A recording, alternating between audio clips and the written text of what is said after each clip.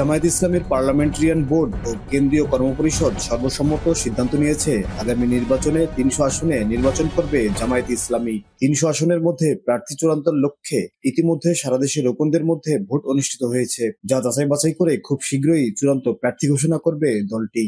যার ফলশ্রুতিতে দলটি খুলনায়ও তাদের প্রার্থী বাছাই ভোট আয়োজন করেছে। জানা গেছে, খুলনার ৬টি নির্বাচনী আসনের ৩টিতেই আগে থেকেই জামায়াত ইসলামীর প্রার্থী নির্ধারিত রয়েছে।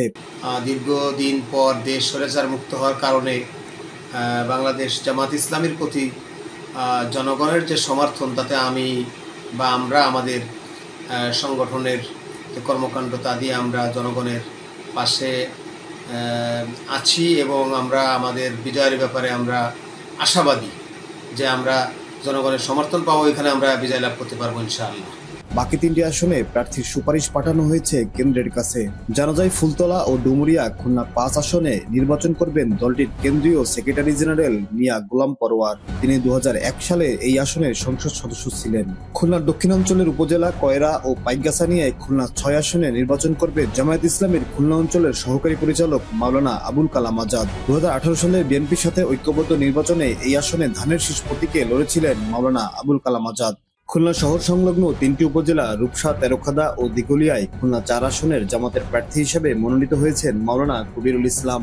জেলা জামাতের নায়েবে আমির মাওলানা কবিরুল ইসলাম ২০১৮ সালেই জামাতের প্রার্থী হিসেবে বিবেচিত ছিলেন, কিন্তু বিএনপির সাথে জোটবদ্ধ নির্বাচন করায় ওই আসনে বিএনপির প্রার্থী দেয়ায় নির্বাচন করতে পারেননি তিনি। খুলনার প্রাণখ্যাত সদর ও সোনাডাঙ্গা নিয়ে গঠিত খুলনা ২ আসনটিতে প্রথমবারের মতো প্রার্থী দেবে জামায়াত। ইতিমধ্যে রোকনদের ভোট নিয়ে ২ জন প্রার্থীর নাম প্রস্তাব করে কেন্দ্রেও পাঠিয়েছে দলটি। নাম প্রকাশে অনিচ্ছুক খুলনা মহানগরীর এক নেতা জানান, যেহেতু কেন্দ্র থেকে নাম এখনো ঘোষণা হয়নি, তাই আনুষ্ঠানিকভাবে এখনই নাম জানানো যাচ্ছে না। তবে নগরীর ৩১ নম্বর ওয়ার্ডের সাবেক কাউন্সিলর ও নগর জামায়াতের সেক্রেটারি অ্যাডভোকেট জাহাঙ্গীর হোসেন হেলাল এবং নগর জামাতের অ্যাসিস্ট্যান্ট সেক্রেটারি প্রিন্সিপাল জাহাঙ্গীর আলমের একজন এই আসনে নির্বাচনের জন্য মনোনীত হবেন।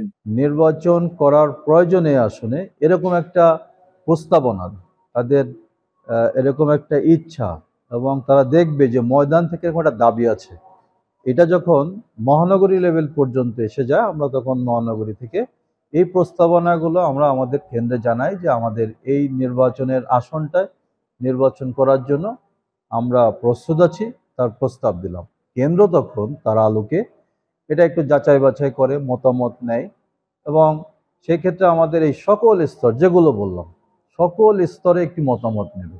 এই জন্য এই মুহূর্তে আমাদের খুলনার ৬টি আসনের মধ্যে ২টি আসনের তো আমাদের ৩টা আসনের প্রার্থী আগে থেকে নির্ধারণ করা আছে, ৪, ৫, ৬। ২ এবং ৩-এর একটা প্রস্তাবনা আমাদের ঠিক ওইভাবে কেন্দ্রে গেছে, এবং কেন্দ্র প্রার্থী নির্ধারণ করার জন্য বা বাছাই করার জন্য একটা প্রক্রিয়াধীন এই বিষয়টি চলমান আছে। এই ২ জাহাঙ্গীর আলমী ছাত্র শিবিরের খুলনা মহানগরীর সাবেক সভাপতি। এদিকে খুলনার শিল্পাঞ্চল এলাকা খালিশপুর, দৌলতপুর ও খানজাহান আলী এলাকা নিয়ে খুলনার ৩ আসনে প্রার্থী তালিকায় রয়েছেন নগর জামাতের আমির অধ্যাপক মাহফুজুর রহমান। মাহফুজুর রহমান এর আগে খুলনা নগর জামায়াতের সেক্রেটারি ও ছাত্র শিবিরের মহানগর কমিটির সভাপতির দায়িত্ব পালন করেছেন। এছাড়া এই আসনে শ্রমিক নেতা ও সাবেক কাউন্সিলর মাস্টার শফিকুলের নামও প্রস্তাব পাঠিয়েছে দলটি। তবে খুলনা ১ আসনে এখনো নির্বাচনের চূড়ান্ত সিদ্ধান্ত নেয়নি জামায়াত ইসলামী। বশির হোসেন, খুলনা গেজেট।